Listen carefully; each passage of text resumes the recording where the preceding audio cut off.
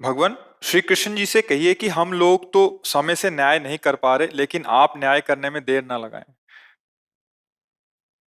आपको किसी कैदी को सजा देने में कितना समय लगा? आप तुरंत देते हैं क्या? फिर वो तो बहुत बड़े न्यायाधीश हैं, अनंत ब्रह्मांडों का हिसाब किताब है। पर जब नंबर आएगा तब वहां वकील की जरूरत नहीं है, क्योंकि आप साक्षी के अनुसार ही सजा दे सकते हैं, और वो स्वयं साक्षी है, उनको किसी साक्षी की जरूरत नहीं। बहुत बड़ा सिस्टम है। पर जिस दिन हिसाब होगा, अब देखो, जैसे लोग कहते हैं कि भगवान को तुरंत कर देना चाहिए। आपके हाथ में कैदी भी है, आपके हाथ में साक्ष्य भी है, लेकिन आप तुरंत नहीं कर सकते। उस पर कई तरह के विचार करने पर, और फिर उसको आजीवन सजा। गलती हुई 15 मिनट की, सजा आजीवन की हुई, पर सजा देते देते कई महीने लग जाते हैं, वर्षों लग जाते हैं। पर जब सजा दे दी गई, सुना दी गई, अब कोई उसकी काट नहीं होती, फिर उसको दंड भोगना पड़ेगा। ऐसे ही है, जैसे इसका सिस्टम है। जैसे पापाचरण कर रहे हैं और पूर्व के पुण्य का विधान हमारे ऊपर लागू हो गया है, कोई संकट नहीं आएगा, कोई विपत्ति नहीं होगी, कोई अपमान नहीं होगा, और उसको लग रहा है बड़ी मौज है। और जहां वो पुण्य सिस्टम उसका खत्म हुआ, और ये पापाचरण और पूर्व स्टाक पापाचरण दोनों का ज्वाइंट हुआ, अब जो विध्वंस मचेगा उसके जीवन में, वो सह नहीं पाएगा। अब जैसे धर्मात्मा पुरुष ठीक से चल रहा है, पर उसका पाप भोगने का समय आ गया।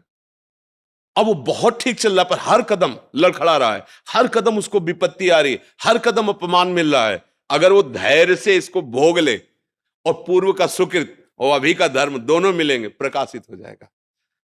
अब ये जरूर है कि हमारे मालिक का रजिस्टर थोड़ा विलंब से खुलता है, पर जिस दिन खुलेगा, फिर किसी की ताकत नहीं है कि उसकी रक्षा कर सके।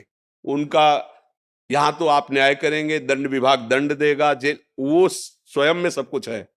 उनको किसी की सलाह की, किसी के आदेश की जरूरत नहीं है। वो परम तंत्र स्वतंत्र, कर तुम अकर तुम अन्यथा कर तुम है। आपकी बुद्धि से ही आपको दंड दिलवा देंगे। बड़ा विधान उसका विचित्र, इसीलिए कहा जाता है डरते रहो कोई अपराध न बन जाए। नहीं तो समय अब ऐसा नहीं है कि आपने अभी अपराध किया और आपके घर में आग लग गई और सब देख रहे कि यार देखो ये अपराध की आग लग गई ना, ऐसा नहीं है। अपराध किया है आप, उसका दंड मिलेगा। सिस्टम है उसका, कानून जैसे यहाँ का कानून। अब तुरंत तो ऐसा नहीं कि फांसी में चढ़ा दिया, बिल्कुल सब गवाही फिट है, तो ऐसे तुरंत ले जाकर फांसी में चढ़ा दोगे क्या? पहले आपके द्वारा वो पूर्ण निरीक्षण होगा, हाँ बिल्कुल साबूत पक्के हैं, बिल्कुल गवाही पक्की है। अब उसका निश्चय करके, इसीलिए कई जन बैठते हैं, कई अदालतों का स्वरूप भी है, इससे ऊपर फिर इससे ऊपर फिर, मतलब उसको बिल्कुल निश्चित अपराधी को दंड मिलना चाहिए, और जो अपराधी नहीं है उसको मुक्त करना चाहिए। इसके लिए बड़ा विधान। अच्छा, यहाँ तो धोखा भी हो सकता है, साक्ष्य गलत उपस्थित कर सकते हैं, और आपने देखा है नहीं, साक्ष्य के अनुसार लेकिन वो तो साक्षी है, वो स्वयं साक्षी है, वो सबके हृदय में बैठा हुआ देख रहा है। पर यह जरूर है कि रजिस्टर थोड़ा विलंब खुलता है, क्योंकि ऑफिस बहुत बड़ी है, अनंत ब्रह्मांडों का हिसाब किताब है। तो इसलिए उनसे कहने की जरूरत नहीं है, वो आपकी भी बुद्धि में बैठे हुए है और चराचर जगत की बुद्धि में। तो इसलिए जो भगवान आपको प्रेरित कर रहे हैं, आप अपने धर्म का पालन करते हुए सत्य पे चलिए, तो आपकी बुद्धि में ही सारथी बने बैठे हुए हैं, वो आपके ही हृदय में बैठे हुए हैं वो। देखो, बहुत ध्यान से सुनना, भगवान की छाती से धर्म प्रकट हुआ है, और भगवान की पीठ से अधर्म प्रकट हुआ है। दोनों भगवान से प्रकट हुए हैं, और ये सृष्टि क्रम है। बोले भगवान ने अधर्म रचा ही क्यों? दिन है तो रात है, स्तुति है तो निंदा, इसी को तो माया भगवान ने रचा, इसी को खेल रचा है। अब जीतो, निगेटिव पॉजिटिव दोनों रच दिए, अब किस पे चलते हो? सुमति कुमति दोनों रच दिए, धर्म अधर्म दोनों। खेल तो तभी होगा ना, विपक्ष ना हो तो खेल कैसा? तो ये खेल है जगत, इसमें दो पार्ट रखे गए। आप किधर चलना चाहते हो? एक पक्ष है अधर्म का है, और दोनों उन्हीं के हैं, और कभी अधर्म को बलवान बना देते हैं और कभी धर्म को बलवान बना देते हैं। ये उनका खेल चलता रहता है। भला उस ईश्वर के खिलाफ कोई एक कदम रख सकता है? नहीं। अब जैसे कहते कि भगवान भी चाहते हैं, नहीं, भगवान ने दो पावर दिए, दो पावर दे दी, एक अधर्म को और एक धर्म को। अब आप किसको स्वीकार करके चलते हो? देखो, जो दुनिया को दुख पहुंचा रहे हैं उनके भी बहुत अनुयायी हैं, और जो दुनिया को सुख पहुंचा रहे हैं उनके भी बहुत अनुयायी है। ये दोनों अनुयायियों भेजता कौन है? इन दोनों को पावर कौन दे? ये सारा खेल बस ये, या रात से रघुनाथ कर बेग न जाने कोई, जो जाने रघुपति कृपा तो सपने मोह न होए। अपने कर्तव्य का पालन करो। तुम्हें इस संसार रूपी नौटंकी में कौन सा स्वांग दिया गया है, उसको देख लीजिए। जगन नाटक वैभवा, गोपाल शास्त्र नाम में ये जगन नाटक भगवान का वैभव प्रकाशित, तुम्हें स्वांग क्या दिया गया है? जज का।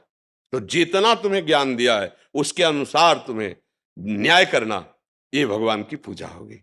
भगवान का स्मरण करते हुए किसी के धन या किसी के बल प्रभाव से दब करके न्याय नहीं, भगवद आश्रित होकर सत्य पे, ये भगवान की पूजा होगी। और जब भगवान प्रसन्न हो जाएंगे तो इस स्वांग से आपको मुक्त कर देंगे।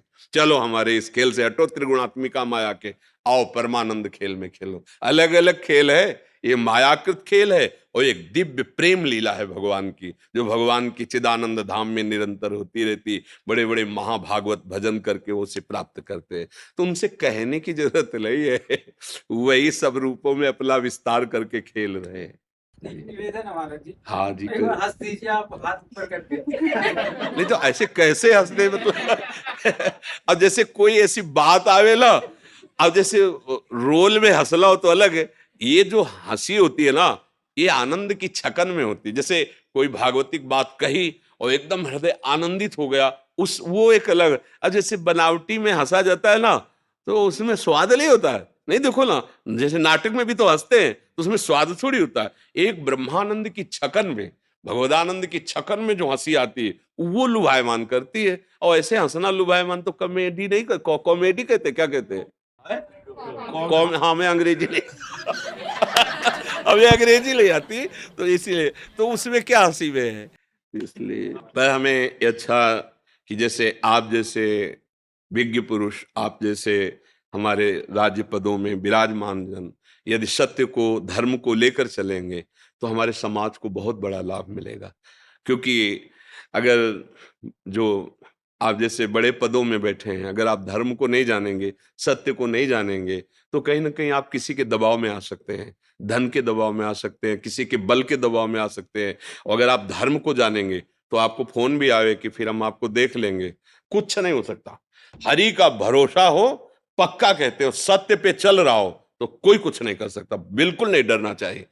अब अगर हमसे अधर्म हुआ है और वो ओपन नहीं हुआ, प्रकाशित नहीं हुआ, तो फिर हम ठीक करते हुए भी फंस जाएंगे। वो जो दंड हमें मिलना चाहिए, तो इस समय हमने अपराध नहीं किया पक्का, पर वो जो प्रकाशित नहीं हुआ पाप, अब वो आया है। इसीलिए जो विज्ञ जन होते हैं चुपचाप सह लेते हैं कि ठीक भाई, हमसे गलती नहीं, पर हम जानते कोई ना कोई गलती हमारी है, क्योंकि वो जो साक्षी है वो हमें दंड दे रहा है।